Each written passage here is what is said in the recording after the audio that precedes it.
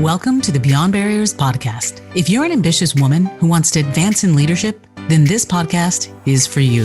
This podcast is co-hosted by Nikki Barua, digital innovator, serial entrepreneur, author, and speaker, and Monica Marquez, senior corporate leader, ex-Googler, and diversity expert. From inspiring stories to cutting-edge strategies, you'll learn how to develop the skill set, mindset, and tool set to get future-ready fast and accelerate your success. Hi, I'm Nikki Barua, your host for this episode. At some point in our lives, we've all engaged in creative activities simply for casual enjoyment or as a hobby. From painting to writing to cooking or singing, there are many ways that creativity plays a part in our daily lives. But creative expression is far more than a hobby or a vocation. Throughout history, creativity has played a role in many aspects of human life. From technological advancements to mental health and well-being, creative expression can unlock the roadblocks and barriers and fuel innovation and success. Meet our podcast guest and my good friend Sheila Darcey, who's the founder of SketchPoetic's, a creative expression practice for emotional healing and transformation. Sheila's purpose is to elevate art as a tool for healing and be a catalyst to transform lives.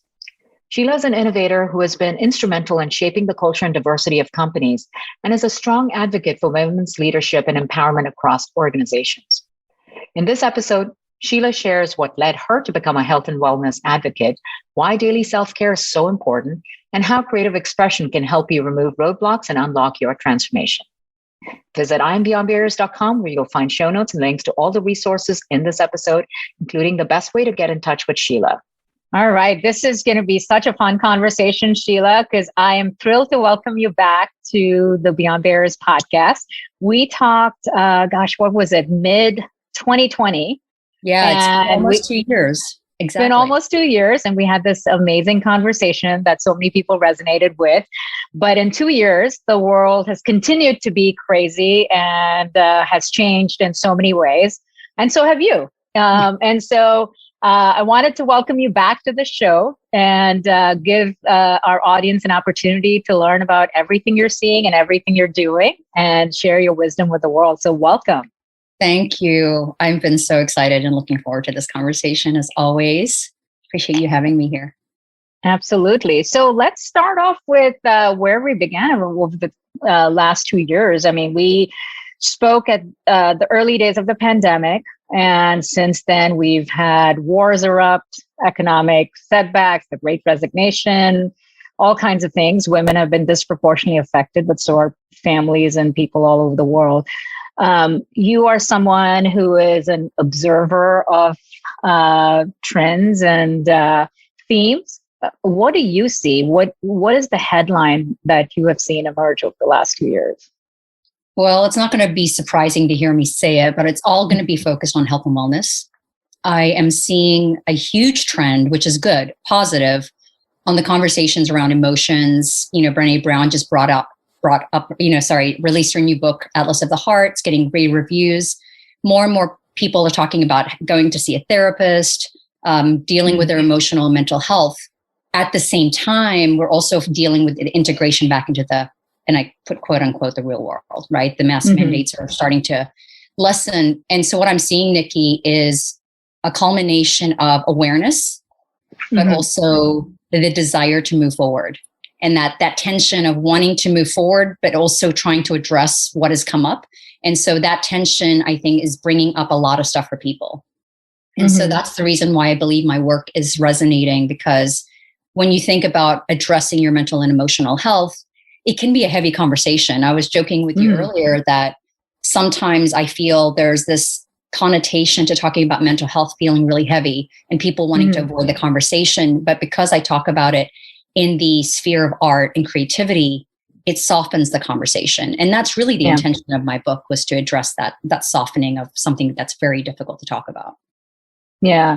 You know, what you bring up in terms of that tension between what's coming up and the desire to move forward also gets even more complex, because mental health historically has so much stigma associated with it. right? And in particular cultures, it's even more so. You and I are both immigrants, that come from very traditional Asian cultures where it's such a no-no to even mention it, let alone seek help or be open about your struggle. So tell us a little bit more about kind of what that has, how that tension can be addressed, and what you have seen people do in that context. So one of the biggest things that I've noticed in terms of tension is my own healing. So when I talk about healing, I always emphasize the ing. I don't consider myself ever healed. It is going to be a lifetime. I talk about ancestral wounds and, multi-generational trauma all the time. Those types of healing and those types of lessons are so big that you can only handle them little microbits at a time. And so one of the things that I feel creates that tension is this idea of how often we disconnect and dissociate from our bodies. And oftentimes you hear about those things and you think trauma. But what I realized as I reflect, and even I talk about this in my book, how much me being a businesswoman and an entrepreneur and even just somebody that's in the corporate environment, how much that served me to disconnect. Because being a workaholic, right? Being a workaholic, being completely consumed by work is yet another, it's just another example of not feeling into your body. So what's changed for me in the past 2 years, Nikki, is I used to not only not feel my body, but I was never really in my body. And I know it sounds like the same thing. It isn't, because I'm going through it right now, and it feels very different to be in my body. And what it means is you realize how much weight you carry. And as an entrepreneur, you carry it for your employees, you carry it for your stakeholders. We don't realize how much we take on. And so I think the biggest thing that I've seen is how much people are carrying in their bodies and how much they're not allowing themselves to release it. It's really Which is why we see so much of the stress turn into burnout and, people opting out because it's become so hard to take on for long periods of time. But illustrate more specifically what it means to be in your body, like with an example, maybe showing like what it is to be or not to be in that context. I'm going to give you a vulnerable moment. There was a moment I had recently where I was in my head. Right. And I was in my head because what I was experiencing was too much. It was overwhelming to process. So I was thinking about all the ways that I was going to preempt it and to get ahead of it, because that's my go-to. That's a disconnect. But what I'm doing is I'm up here. I'm not feeling my body. In the middle of that moment, when I was going through that, again, it's just autopilot. I said, Sheila, get in your heart. I got in my heart, and I swear my body kind of like felt like a bag of potatoes. It almost, the sensation that I describe it is, imagine when you allow yourself to go from here to here, you allow yourself to actually fully resign into the vessel that we were given. So we're souls in a human experience, right? So if we actually allow ourselves to be in our bodies, you realize the heaviness. And a simple example is when you're walking on the beach, if you're heavy-footed, right? In the way our presence in the world, if you're clumsy, it's just that lack of awareness of the physical space we take up. It's not it's just the way we move through the world. We often aren't conscious of it. I certainly wasn't. I was not conscious of how much space I was taking up, even though I was trying to keep myself small. Again, duality, right? Taking up a lot of space, but feeling very small in that space. That's powerful. So, you brought up the topic of health and wellness as the emerging headline that was so needed to be out in the open. It's, that's the big thing that has happened is for the first time, especially in a business or corporate context, there's conversations about mental health and about wellness and about self-care that was never talked about before, and certainly not acceptable. So that shift has happened. What do you see as like the most important things for business leaders to embrace in that context and for individuals to see for themselves? It's a simple answer, follow through. And it's not about marketing. And this is happening across all industries, not just the business world. I'm seeing it in the health and wellness space. It's become really sexy and relevant to be talking about mental health. And I love it. I'd rather be on this side of the fence, by the way. where it's much more destigmatized, as you and I were talking about, to talk about mental health. But then what I'm seeing, and I'm seeing it in the crypto space that I've been in, I'm seeing it in the health and wellness space, in the physical spaces, people talk about it, but they don't walk the walk. Right? In what way?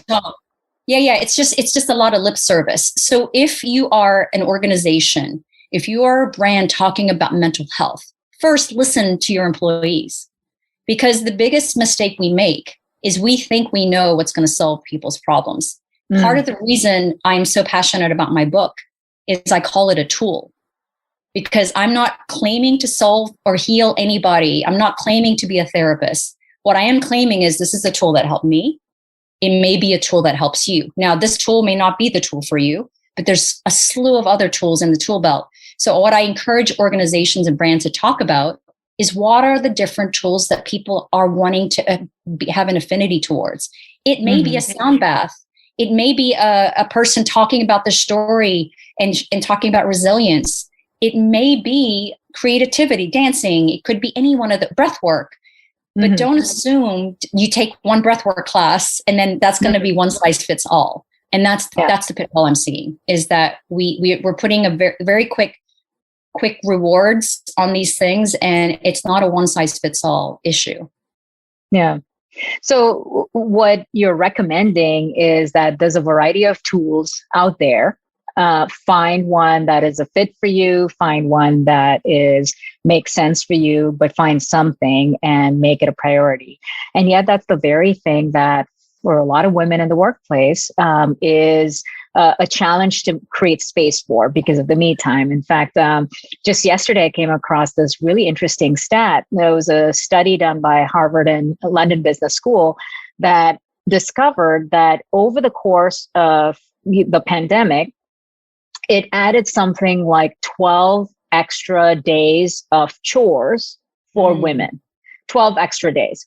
But the year does not have 12 more days. So the only way those 12 full days were accommodated was by essentially losing me time, right? So if you're a working mom, you have more work on your plates. The only thing you'll give up is yourself, right? And we hear that a lot from the Beyond Barriers community as well, of creating space for ourselves, like women that are ambitious and successful, but really don't know how to make space for any self-care.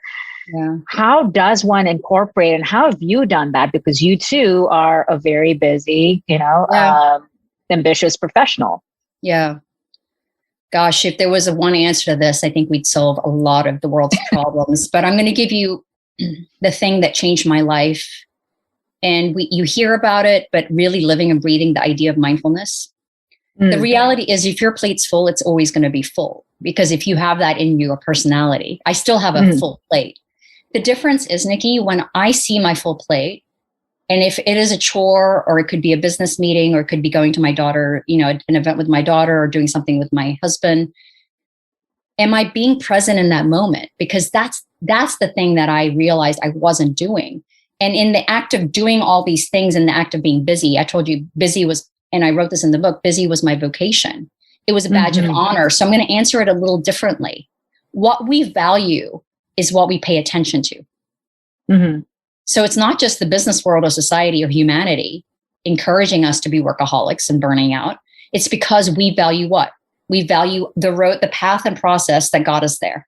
The grit and all the things that you hear about, like, burnout is like a badge of honor. Badge of honor. Yeah, it is. So the answer to your question is, we have to change the value system. And it takes a while to do that, but it starts with you. Because if I prescribe to the value system that society tells me, then now I've embodied that value system. So what changed my life and what transformed my life is I started to devalue the very things that I used to value. I used to value working hard to the point of burnout. I actually did. I was like, good job. I used to value when people told me, God, Sheila, you're so busy. You're killing it. I don't want to hear that anymore. In fact, when somebody says to me, you're busy, I try to correct them and say, yes, I do have a full plate, but I do try to be present in that. So for me, it's a value system change. It actually isn't anything different, but it is to change people's value systems is a whole nother ballgame. Right.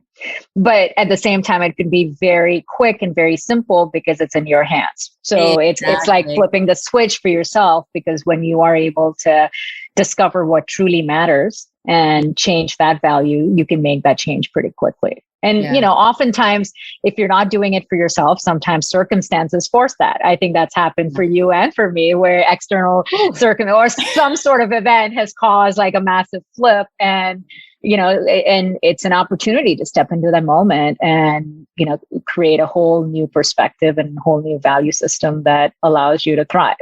Yeah, I'm excited about that conversation because a lot of the youth, or certainly the generations that are entering the workforce right now, Nikki, are learning their value systems in the workplace.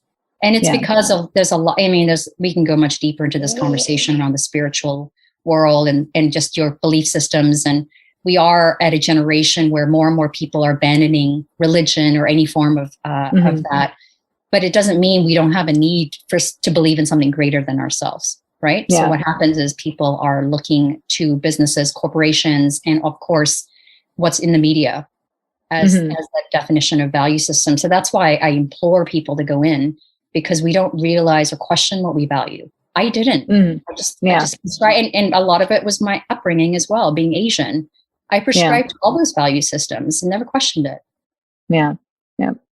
So speaking of youth, that is, something you've always been very passionate about developing young talent and being a mentor and a guide.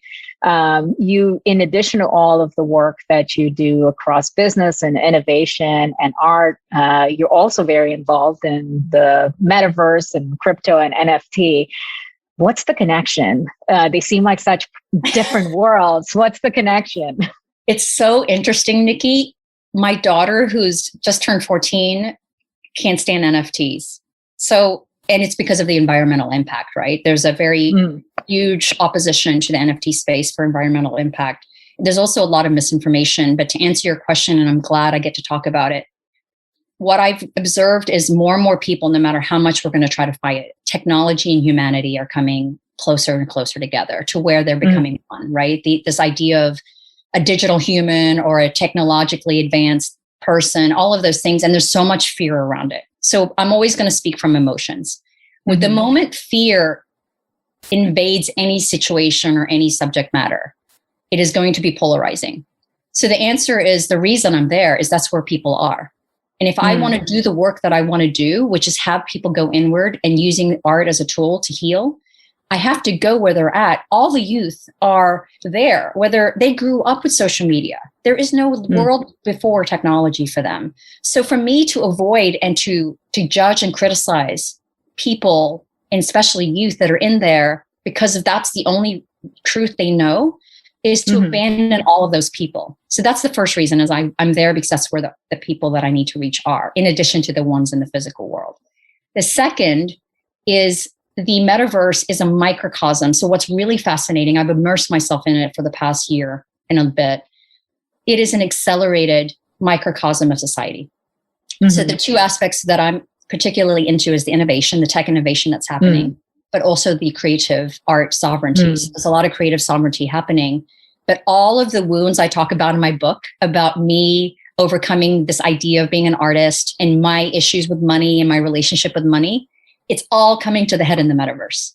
It is truly the place where you're learning and educating on all the ways you're going to get triggered. It's triggering everyone.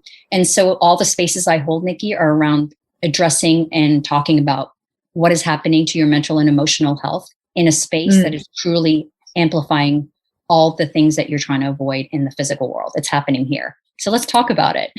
Yeah.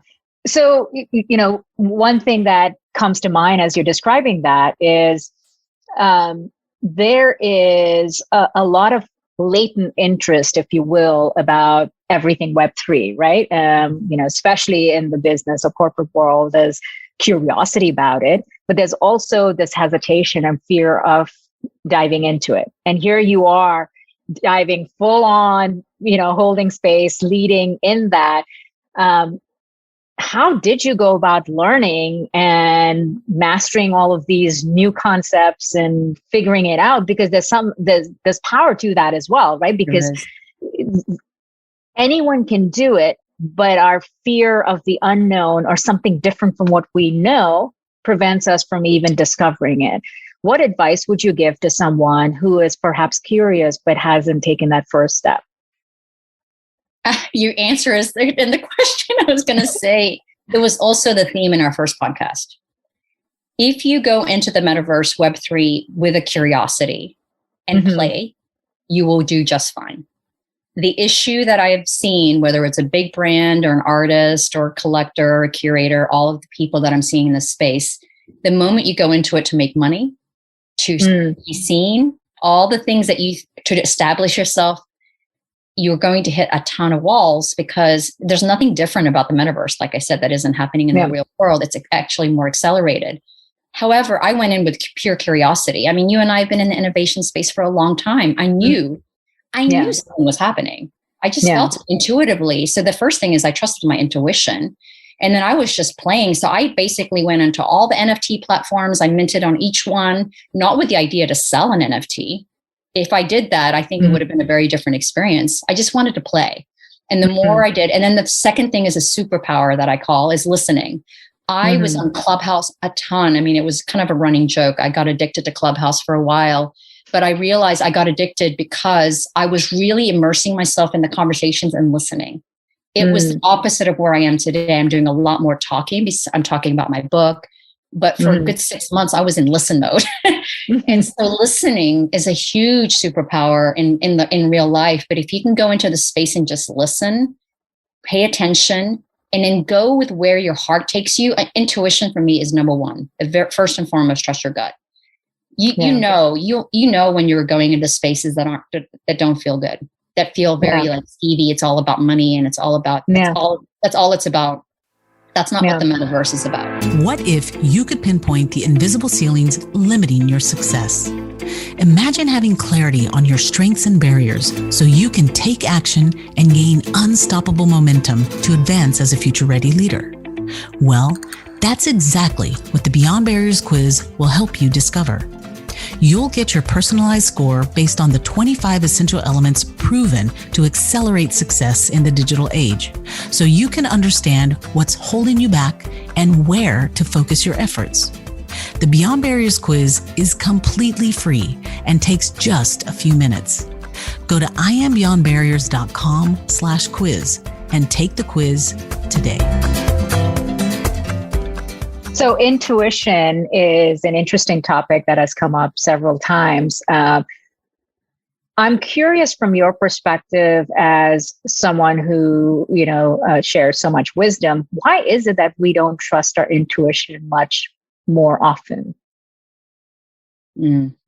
Because it's something that we all have the gift for, right? And yet, instead of trusting our gut around people or situations or circumstances, we rely on data or rational thinking and put it to the side. I can only answer for myself in the hope that it resonates, but I think it will. There was a time in my journey, Nikki, where I realized how much I put intellect on a pillar. I put intellect way above intuition, way above people I was attracted to. Energetically, people I found myself inspired by. I thought, wow, their intellect is so sexy. It's so appealing to me. What ended up happening is I started going inward, and a lot of that wisdom, like you said, that inner wisdom, ancestral wisdom, just listening to what the world is trying to tell us and then questioning everything.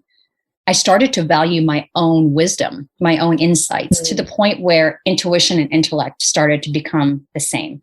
And what ends up happening is they feed each other. So it's not like I think any less of intellect. And I think of intellect, I don't think book smarts only. I think of intellect as curiosity and the ability to question what you believe. It's the act of, philosophers, just questioning is intellectual. The answer is I started to value my intuition because I started to realize the power when I listened to it and started to see evidence of it. So part of the answer to your question is people need to see the evidence of trusting your intuition. Right? So it's baby steps. So it could be as simple as, this is a silly example. How often do we go and somebody says, what do you want on your menu? And you go, what do you want?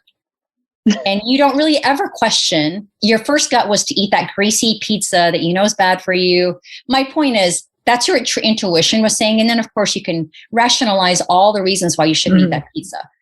But that's an example of your intuition saying, that's what I want. But then, of course, acknowledging that that's what your intuition was saying. I'm giving that very basic example because it's relatable. It is relatable. Our gut tells us all kinds of stuff. And it's not always going to guide us to the right places. But that's where the intellect comes in. And then you can balance your rationalization. But we often ignore the intuition altogether. But don't you feel like some of that also has to do with being in tune with yourself? Because your intuition gets so much louder when you're really in tune versus being disconnected from it. Well, yeah. So yes, but the reason being is we don't talk about the body. I love that you answered it in that way, Nikki.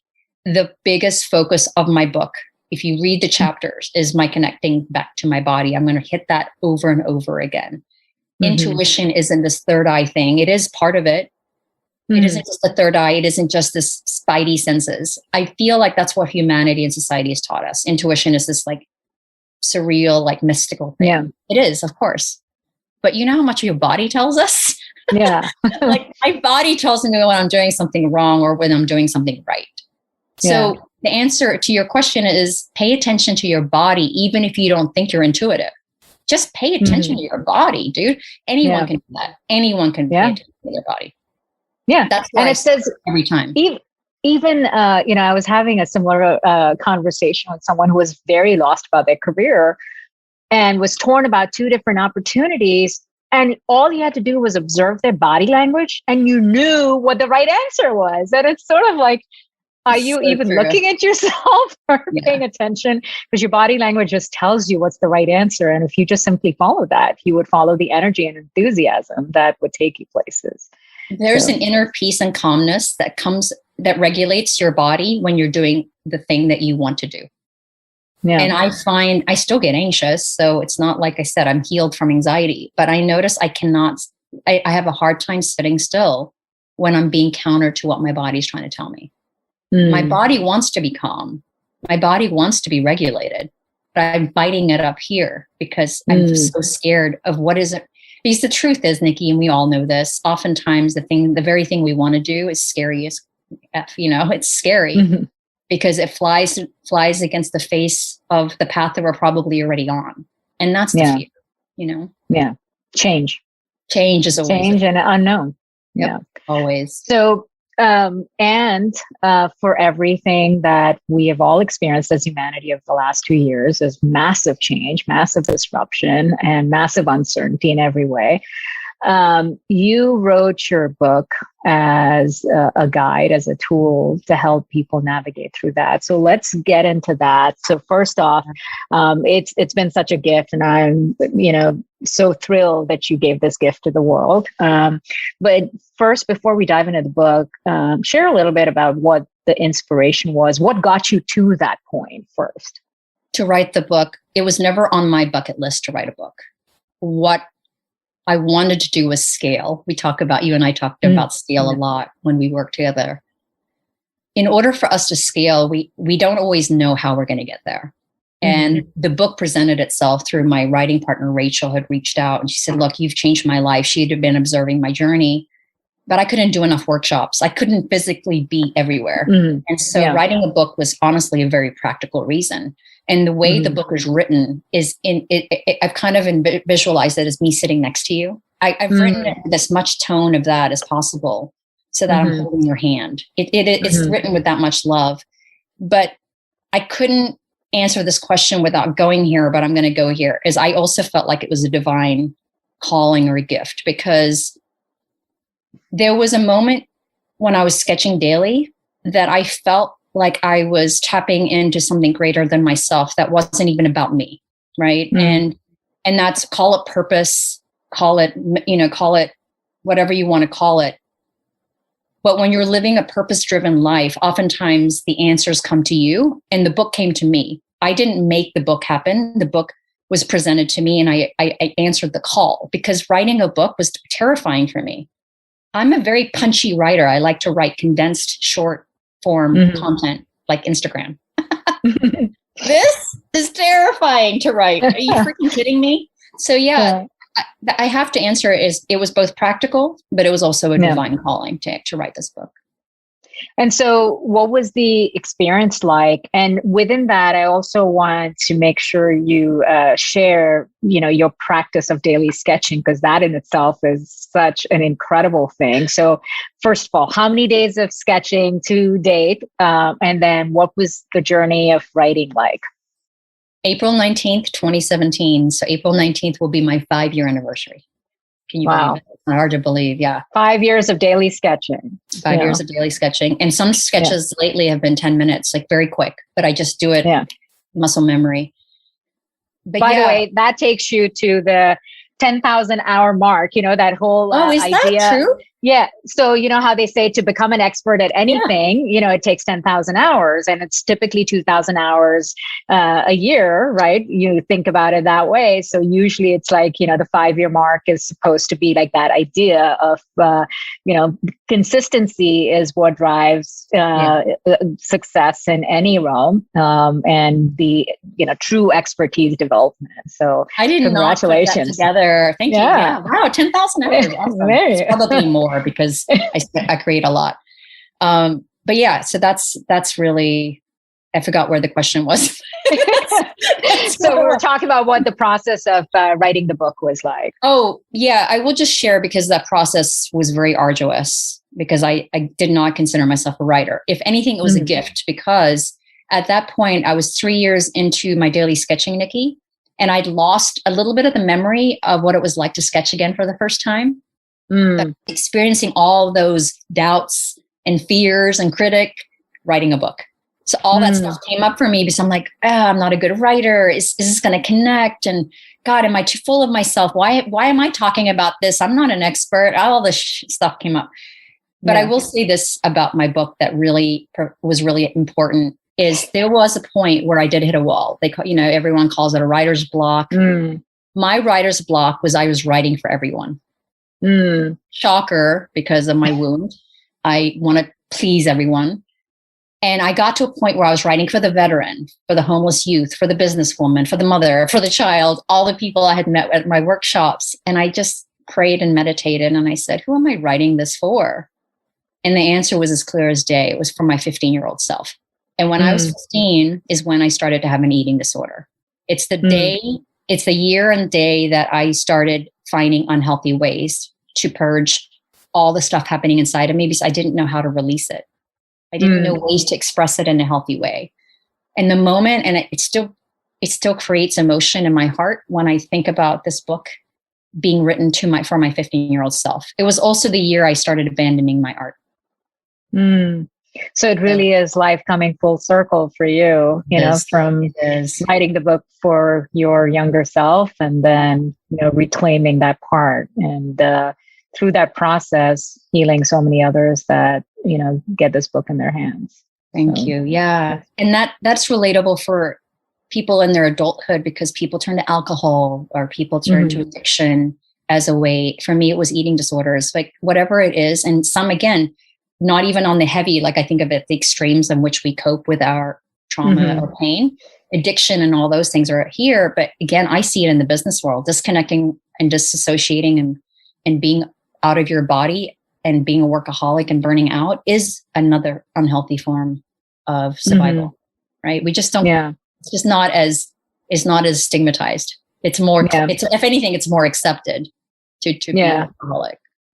Yeah. But I think it becomes easy to spot when you're that aware, when you start to see people that are operating on autopilot, no matter how much they've achieved or been successful, because you can tell that they're, racing towards a brick wall, right? And, the importance of gaining that self-awareness to find ways to cope in healthy ways or make changes that are healthy. Yeah. There's a lot. Sorry, go ahead. Yeah, no, I think it becomes, I think it's as important for the individual as it is for organizations to do that, because the way in which we work is only going to get more automated, more intense, more distributed and remote, that in the absence of connection, like the way when in our early days of working, being able to like hang out at the office and go out to lunch, or like, chit-chatting around, the water cooler, things like that, when you don't have that sense of community and connection as much because you're all virtual teams and you're just on Zoom calls back to back to back, that adds a whole different layer of stress beyond just even the workload. And the absence of connection, the isolation it produces, is only creating a workforce that is going to get more unhealthy unless there are structures and solutions for it.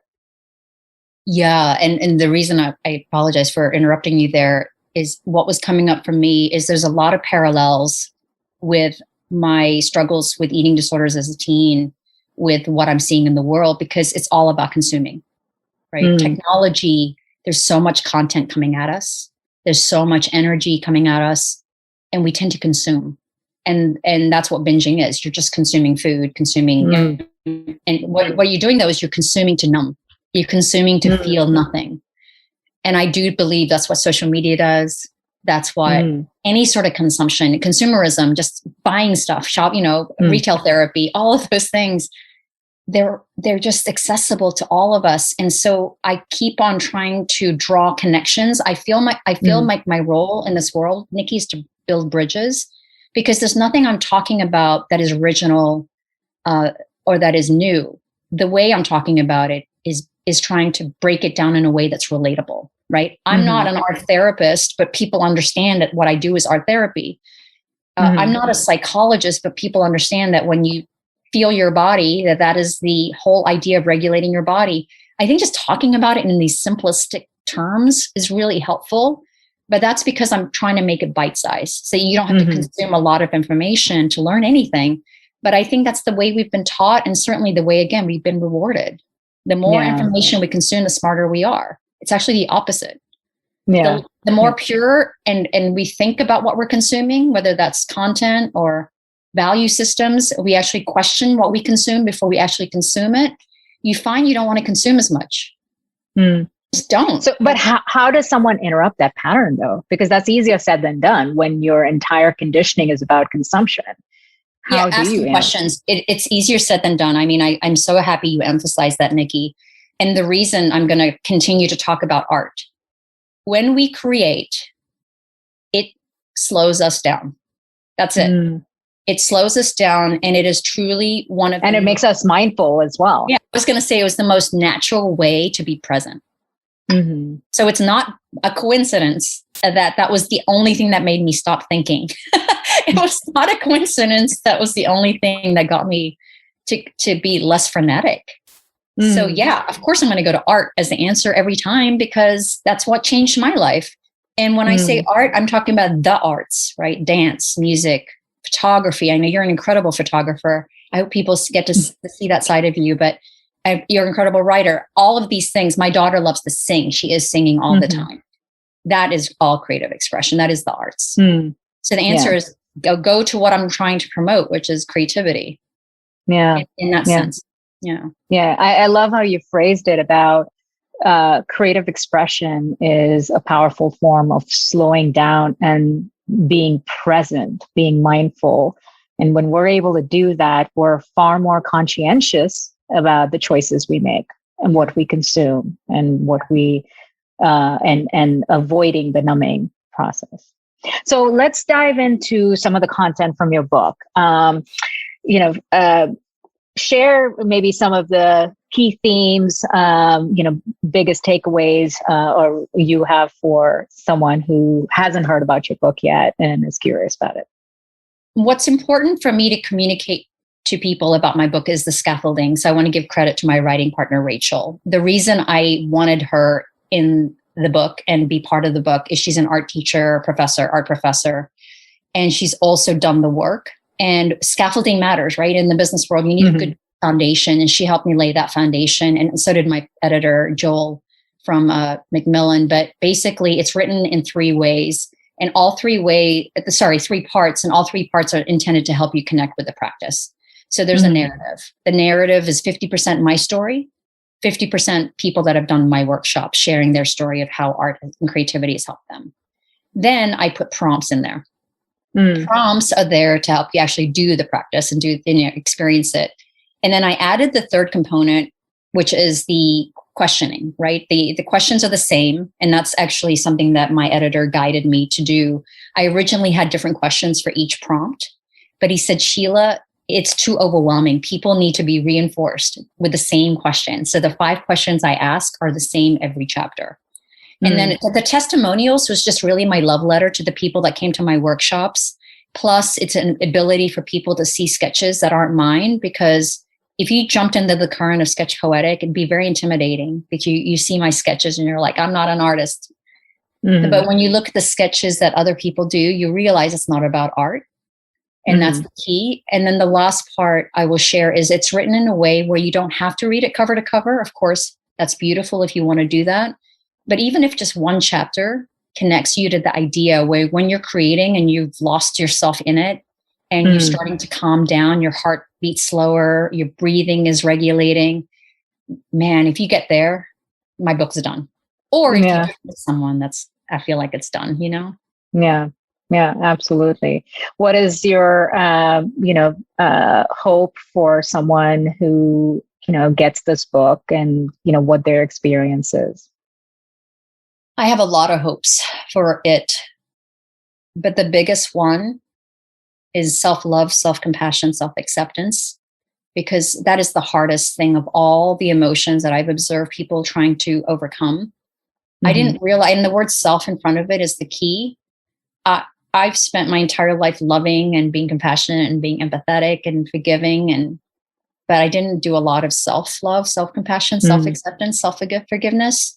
And that is the hardest thing. So if people can go inward and start to feel that for the first time, or even deepening that feeling, man, yeah, that is my hope. Yeah, I think, that's something we all need more of, right? Because we're, especially for women, we're a lot quicker to give than to give to others than we are to ourselves. And this is an incredible tool for being able to do just that. So I'm excited for everyone to get a copy of this amazing book and to give yourself that gift, or to give it to someone you love and care about. Right. So speaking of books, let's, I'm just curious about some other questions. What book has greatly influenced you? I would say The Alchemist. I have a lot of books I love to read, but Alchemist. And the main reason is not only is it a profound, heroic journey, or archetypal journey, but the idea is the answers are within if we just look and see the guideposts. But the other part of it is the act of storytelling. So one of the things I did observe in the Metaverse, Nikki, are people struggle to tell their story. They either tell you in 2 hours what their story is, or they don't feel comfortable telling their story. So what The Alchemist showed me is the power of storytelling, to speak your truth. But the more you tell your story, the more succinct and crystal clear it becomes. And The Alchemist is not a thick book. It's a small, it's a quick beach read type of book. And that's what I love about it. It's just, it packs in so much in so little. And it's because it really crystallizes this idea that if you can tell your life in a story, in a narrative way, it connects with people. And I think that's just such a profound way to connect.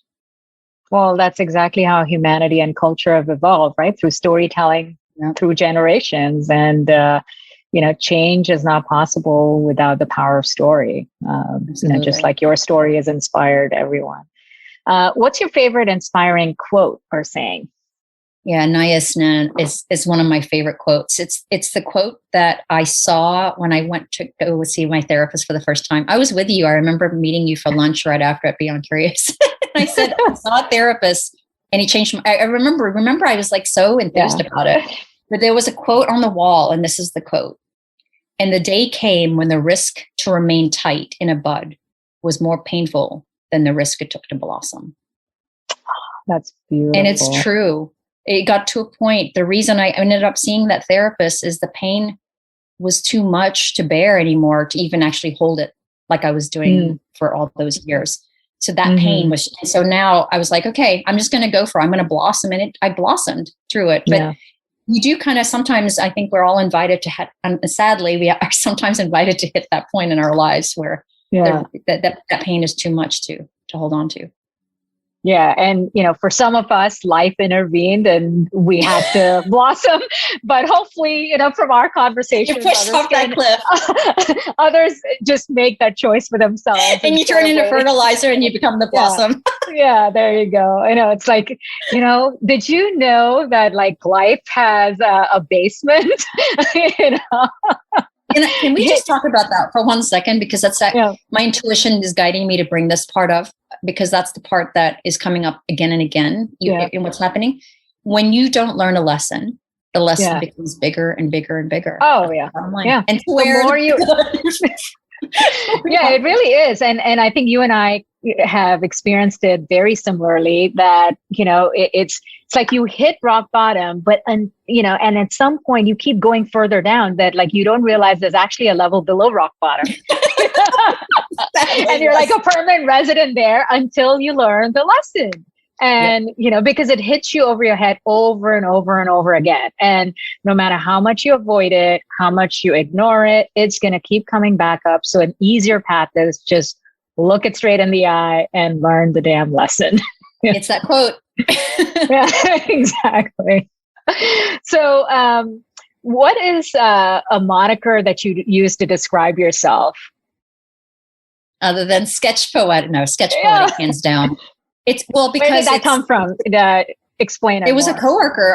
I remember wanting to start my Instagram account. Eliza, I was working with her at WIM, and I said, I need to come up with a social media handle. It was such a simple ask, and we brainstormed a ton of different. And then she said SketchPoetic. I went, yep, that's it. Yep. SketchPoetic. So it didn't originate from me, but I embraced it as if it was my own.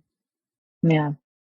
And now you've got, that's a great way to find you too, right? So SketchPoetic on all platforms. Pretty much, if you search SketchPoetic on all channels, you'll find me. You own the word.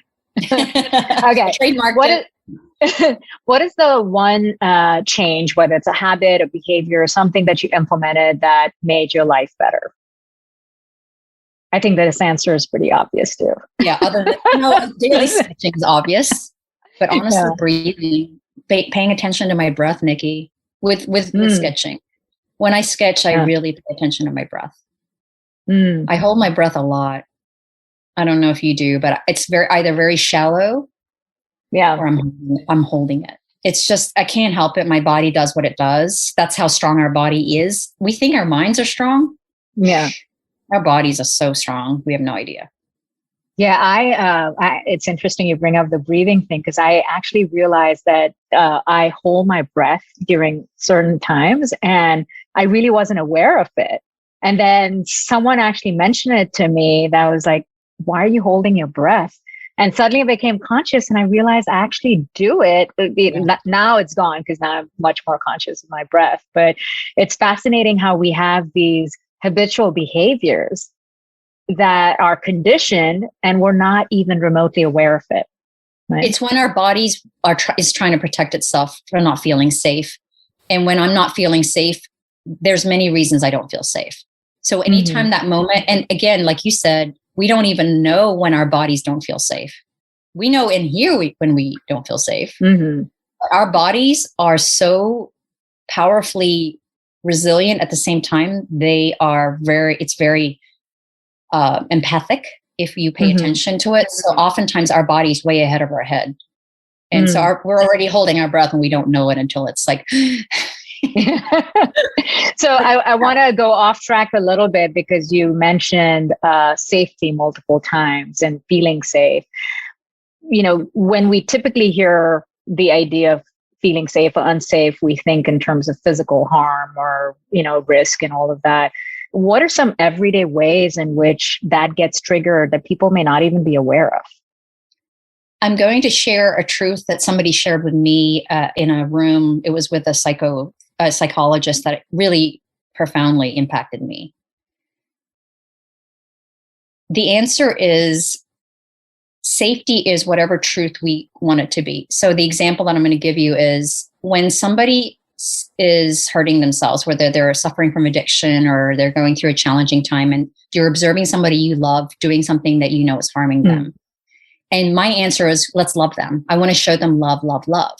What the psychologist said really, really changed my view about it. He said, Sheila, this person is feeling so unlovable. They don't feel loved.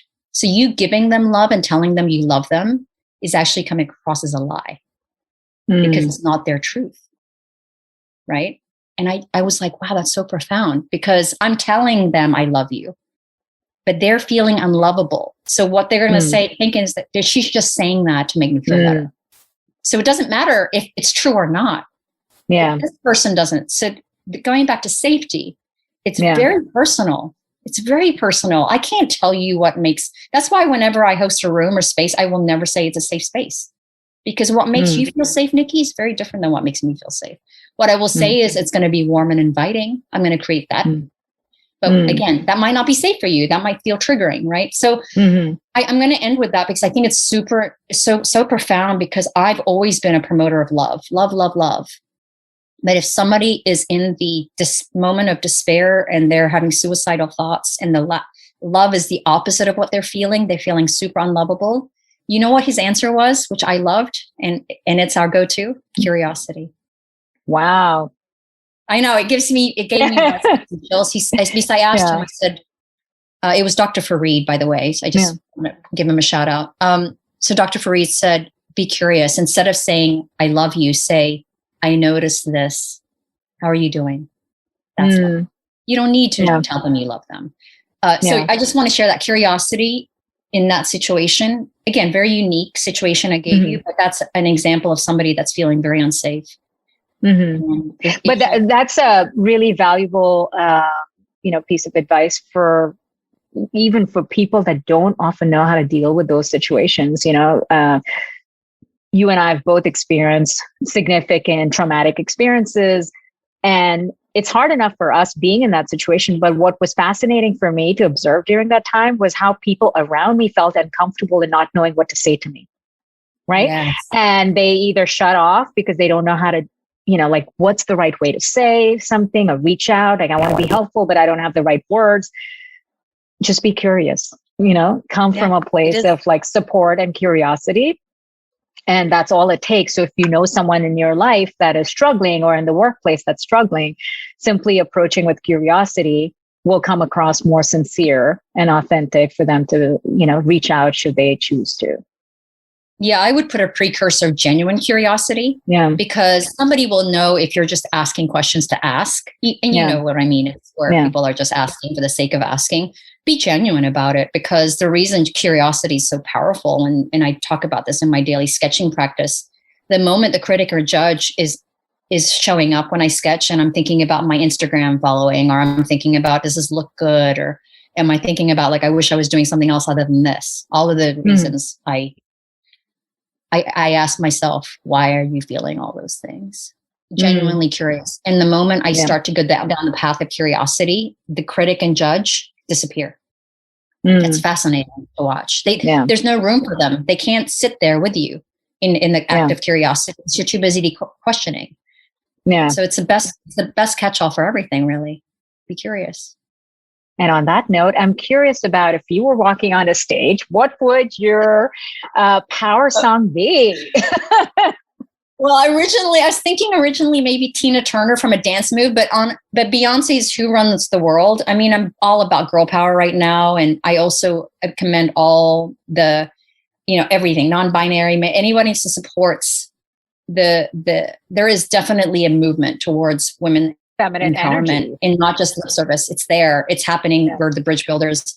And so, Beyonce, baby, who runs the world? We do. Well, Sheila, it's been so great to have you again. And I think we should make this a regular event, right? Because so much in the world outside changes, but so does it in our world. So we need to keep having these conversations and share wisdom with the world. And I am excited for everyone to get a copy of this amazing book, a tool for your self-care and to, bring healing and transformation into your world. So, and I'm going to share UK cover, because there's a UK version too. Oh, that's awesome. I love the colors. Thank you. Awesome. Well, thank you so much, Sheila. And I can't wait for this episode to come out and for everyone to enjoy this conversation. Thank you for listening to the Beyond Barriers podcast. There are thousands of podcasts out there, and we are so grateful that you've chosen to listen to ours. If you enjoyed the show, please leave us a rating and tell a friend about it. And subscribe to get new episodes every Monday, Wednesday, and Friday. Visit IamBeyondBarriers.com, where you'll find show notes, links, and the best way to connect with our guests. See you next episode.